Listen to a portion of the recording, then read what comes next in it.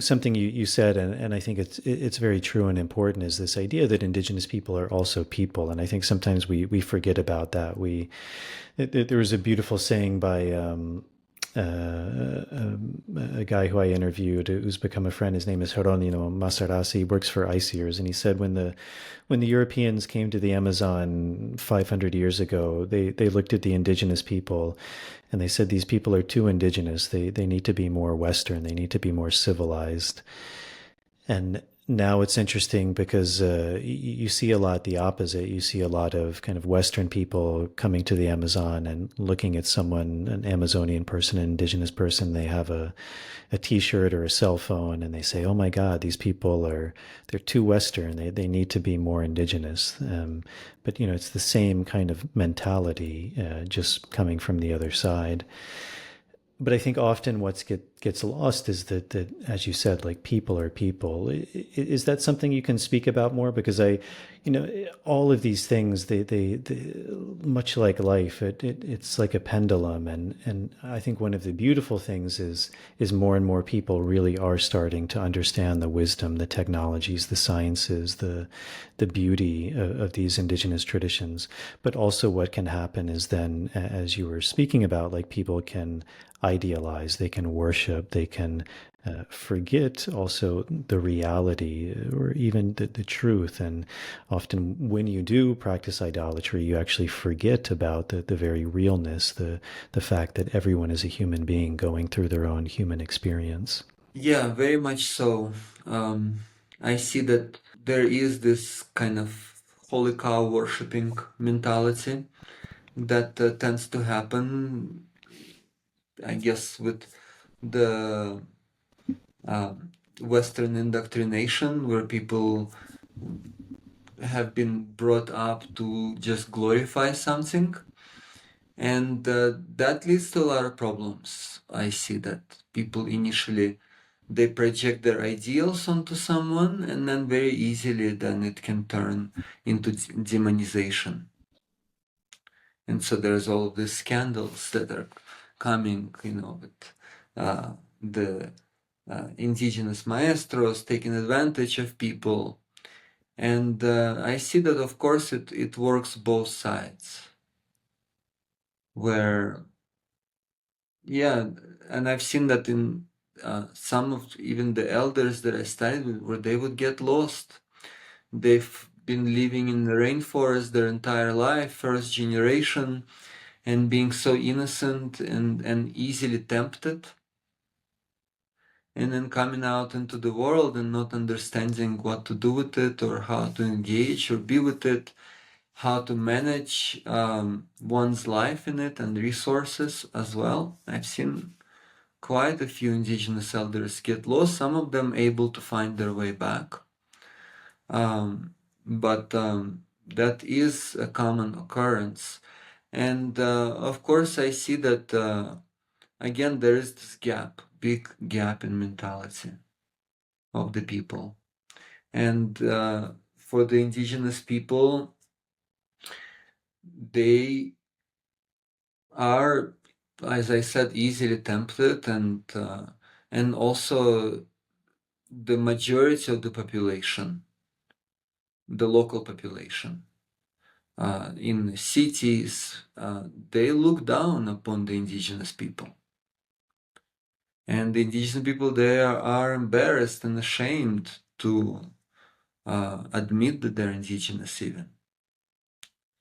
And unless, of course, they are a shaman.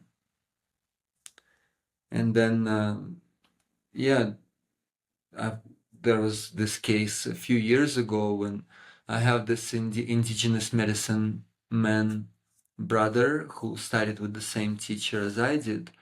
And he had a ceremony in the rainforest in the Amazon, and they had an armed robbery during the ceremony. And people came in, with rifles into the ceremony, and he had a lot of people there, a lot of Westerners, and they robbed them at gunpoint. And then a few days later, half of the robbers got caught, and they turned out to be from his own tribe. And then when they were asked, why did you do that? They said, because he never shares. So that's another thing that is happening nowadays, because the indigenous people, they have been fragmented also by the Western society. They no longer live so tight as a community. They no longer support each other, everyone to themselves. And then you see this, indigenous shamans that are doing ceremonies, and it's a huge hyperinflation. They make like at least 100 times more than their tribe members, but then they already have this mentality, and then that starts to actually destroy them as well, because then they get lost in gambling and women and drinking and all of those things, and they lose perspective on the spiritual path, because also it's not so encouraged as a community. And so yeah, it's been definitely painful for me to see that happening over the years. And on one side, of course, it's great. I'm happy when these indigenous shaman, they make a living.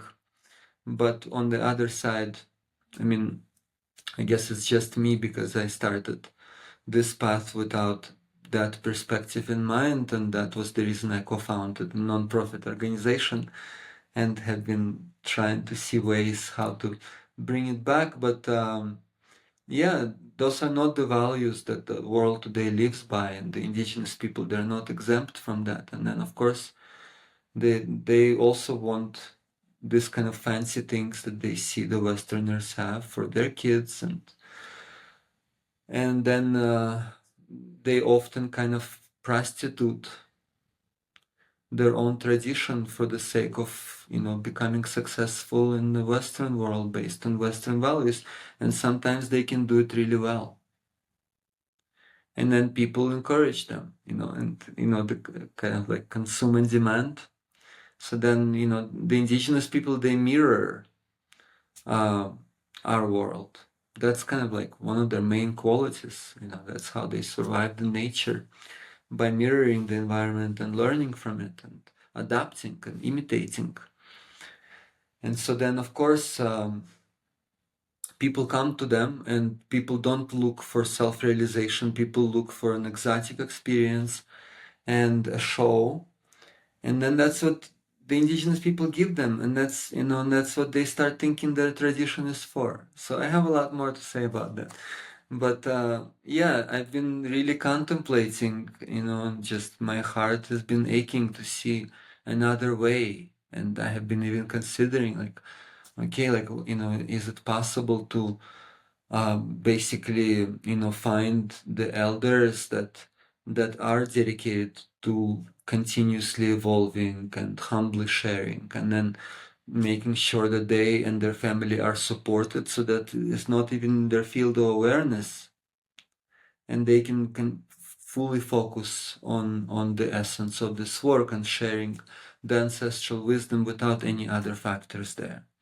I don't know how realistic that is, but that is my kind of vision.